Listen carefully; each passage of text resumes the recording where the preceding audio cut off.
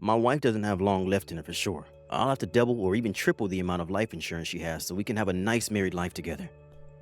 When I returned home early after a business trip, that was only a fraction of what I overheard of a conversation between my husband and a woman whose voice I didn't recognize. I couldn't believe my ears at first. Then, after listening to them for a while, I heard their grand plan of the purest evil I've ever seen. Now, my darling, don't think it's going to work out that easily. This is the story of how my husband turned out to be one of those people who had the darkest schemes to siphon money out of me. And because I luckily discovered their plan just in the nick of time, I was able to turn the tables and plunge him into the depths of hell. Revenge was mine to relish. My name is Cameron. My husband Braden and I had been married for 5 years when this whole story took place. We first met when my boss got drunk at an after-work party one fateful night and jovially forced us to exchange contact information when he was entertaining Braden, who had come to my company to do business. At first, I was reluctant to exchange contact information with someone I knew only as a business partner, but in hindsight, it was the best he'd ever done, and I often felt grateful to my boss. After we got married, we respected each other and got along well with each other in the relationship. But there was one problem that I always had with my husband, and it wasn't something that could be resolved easily.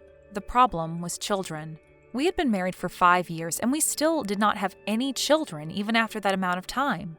I asked Braden if he was thinking about having children sometime soon, but he said he didn't want any yet. I've heard that raising a child is expensive and that having a child can be bad for the relationship between husband and wife. I don't want to argue with you, so let's talk it over thoroughly and have a child when the time is right for both of us. That's what he said, and things would have gone nicely thereafter, if not for my in-laws, Mr. and Mrs. Gertrude, who were pushing me to have grandchildren as soon as possible. They never pushed me in any harassing way, mind. It was more like a subtle request through conversation about their children when they first had theirs. But I got the message loud and clear. They really wanted a grandchild, and I wanted to respond to that feeling. But when I told Braden that his parents were anxious for us to have children soon, he always got in a bad mood. What, you think it's my fault? It's my fault for not having children yet? It's not like that, honey. Both your mother and father want to see their grandchildren soon. I told you I'm not ready yet. Period. End of story. Don't talk about it with me anymore, you understand? He got pretty upset and directed a not-so-nice tone towards me. Even after a few days, when I brought up the subject a couple of times, he always got aggressive. Forget the fact that they wanted a grandchild, but the very moment I mentioned his parents to him, he flew into a temper. This is because of the relationship between Braden and his parents. He was genuinely afraid of them, particularly his father. Mr. and Mrs. Gertrude are both police officers.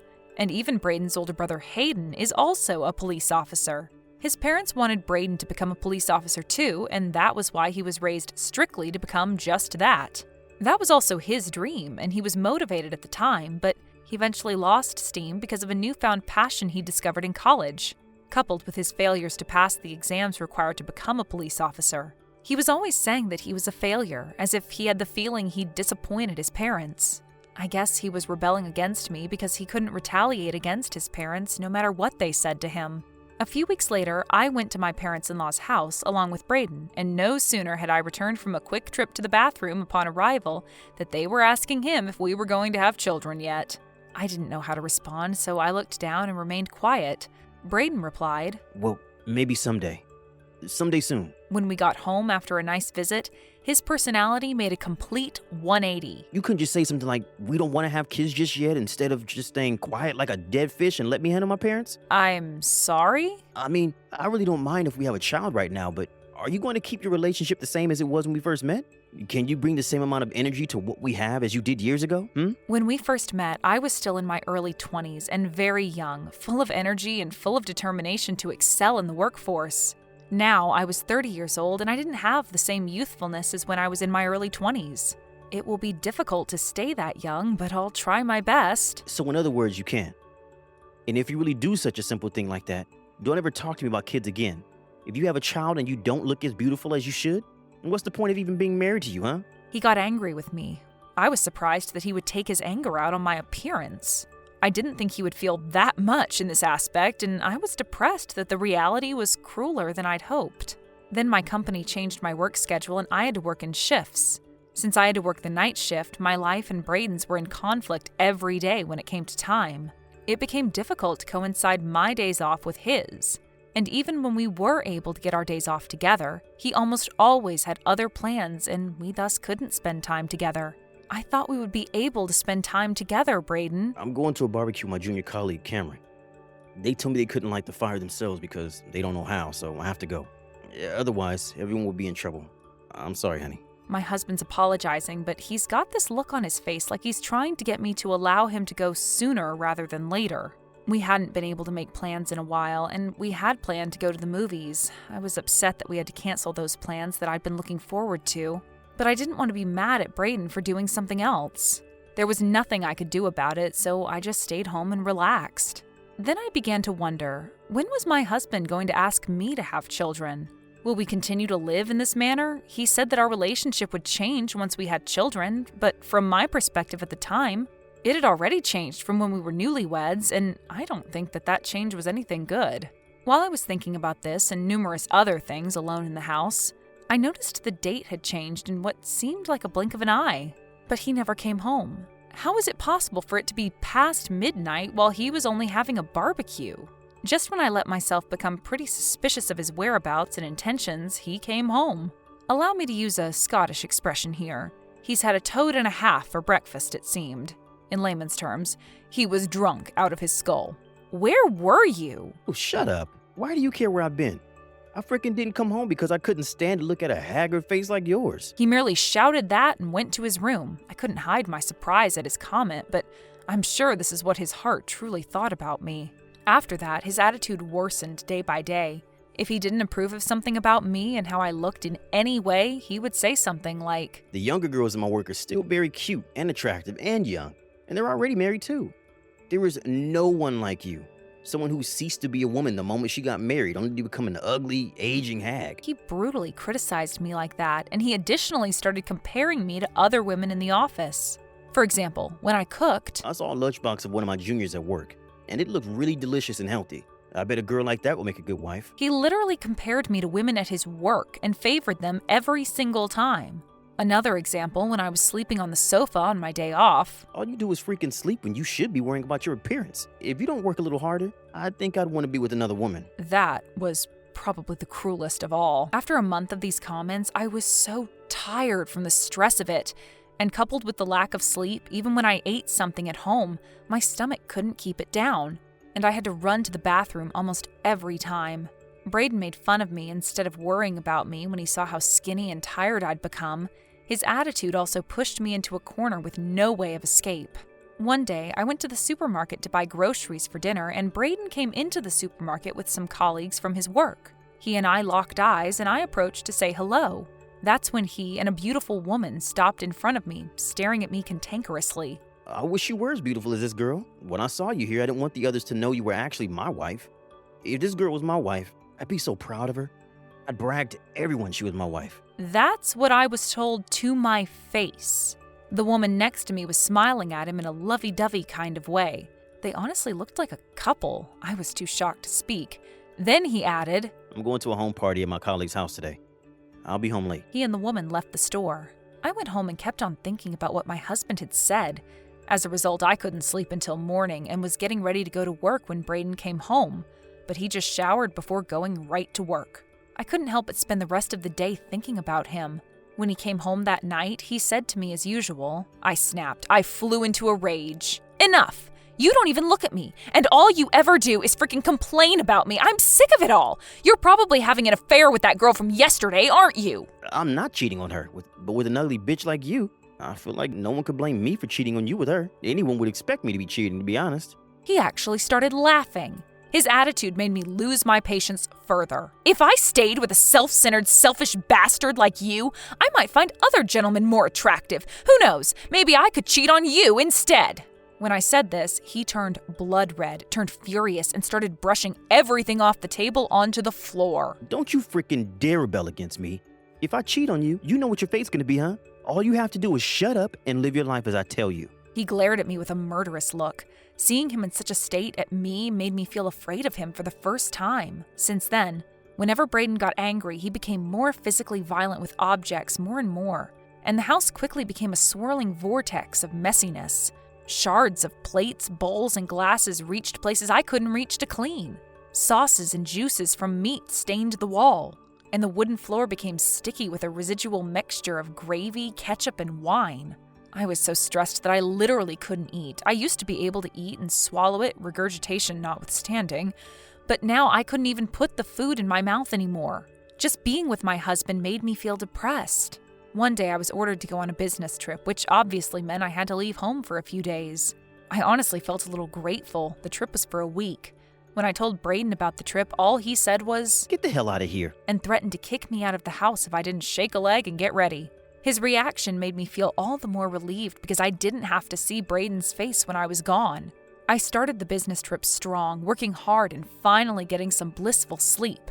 But I unfortunately finished the work unexpectedly early, so I had to go home early. I was planning to stay on the business trip and do some other work until the week was up, but the head office asked me to come back if I was available.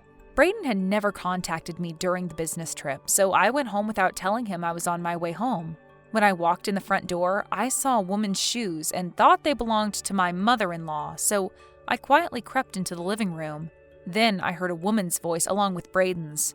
The voice was not that of my mother-in-law, but that of a young woman, and I didn't recognize it. "My wife doesn't have long left in it for sure. I'll have to double or even triple the amount of life insurance she has so we can have a nice married life together." I couldn't believe my ears at first. After that, I tried not to make a sound and crept up against the door to the conversation more closely and quietly. "After all those attacks, she's not even eating anymore, so we're almost there." Braden, darling, stop. You're scaring me. I quickly pulled out the audio recorder I use at work and recorded the conversation between the two traitors. They didn't even know I was home and started talking about their crazy plan, which was absolutely golden. "I'm going to increase her life insurance. I'm trying to save money to live with you, Trina." After living with you this whole week, I thought you were just the best husband I've ever had. Your wife was an old lady when I saw her at the supermarket the other day, and I'm hoping you'll dump her and move in with me as soon as possible. "But if we got divorced, it'll be a bit of a hassle, won't it? So we're gonna have to psych her out and send her across the river Styx, if you know what I mean. It's ridiculous to pay for alimony, isn't it?" And my husband laughed at the end. I knew he hated me, but I never thought he hated me this much. I had no feelings of sadness whatsoever, only anger remained. When the conversation between the two snakes in the grass died down, I left the house and headed for a hotel. I decided to stay at the hotel for the duration of what I told him was my business trip instead of going home. I then decided to go to a detective agency and have them look for evidence of Braden's infidelity. They said they could not give me the results of their investigation immediately, but they promised to contact me as soon as they had some evidence. To my great surprise and pleasure, however, on the very same day I hired them for the investigation, I received a call from the agency saying that Braden really was having an affair with the woman he was with at the supermarket. Her name was Trina Milner Scudder, and she was a junior employee at Braden's workplace. So she was talking about me like she knew me. I was almost overcome with anger, but I bit my lip, kept my sanity, and promised myself that I would make sure he'd really suffer from what would happen if he cheated on his wife. When I returned home a few days later, he was already there, and he spoke to me in the kindest voice I had ever heard from him recently. "You don't seem to be looking too good lately. Are you all right, honey?" Yes, I'm fine. "I know you're busy with work and we're going to have to think about having a baby and all that, so why don't we raise the amount of your life insurance a little? I think it's better to be prepared now, just in case the worst happens. Of course, you're not the only one who wants to raise the amount. I'll raise mine too." I asked the following question with my last bit of hope. Does this mean we're going to start raising kids? I'm fine with the idea. Work's becoming less and less of an issue these days, but I'll still be busy with work until next month, so maybe we could start trying next year. He replied with a smile. I'm sure he thinks he can have me dead by next year. I couldn't stop being angry at Braden, who only thought about the insurance money. But I thought it would be so much easier now to punish him if he would be that evil. You're absolutely right. I've been really tired lately, and if we're going to have a baby, next month would be better. But I'm sure this month will be more difficult for me, considering I might not have very long left in me. Braden turned visibly distraught when I said that, his eyes scurrying around in all directions. I once heard that men who want to end their relationship with their wife and want to be with a younger woman do what they must to physically and mentally exhaust their wife, to the point where she just dies one way or the other. These men are thinking of increasing the amount of their wife's insurance to pay for their new honeymoon. I never dared look away from Braden's eyes as I said this, and he suddenly became extremely anxious and jittery.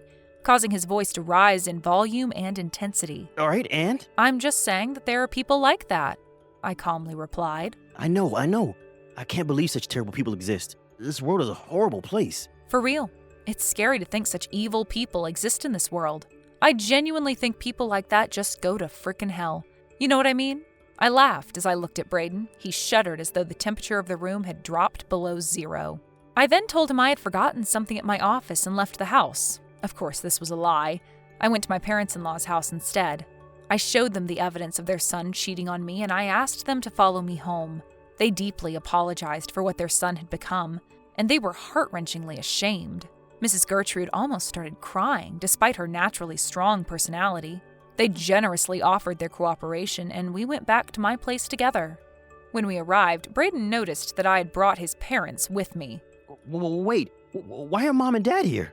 How could you do such a thing to such a wonderful wife? What are you talking about? I'm not having an affair, Dad. You're wasting your time, boy. Cameron here's already shown us the proof. Proof? What frickin' proof? I immediately bring out the audio recorder that recorded his conversation with Miss Trina Milner-Scudder. I play the recording back. Mr. Gertrude was furious when he discovered what was said. Braden, who is scared shitless of his father, was freaking the hell out. Mr. Gertrude went on to say, Call your darling lover. Get her ass over here this instant. He was outright yelling at him. Braden, with trembling hands, called his darling Trina.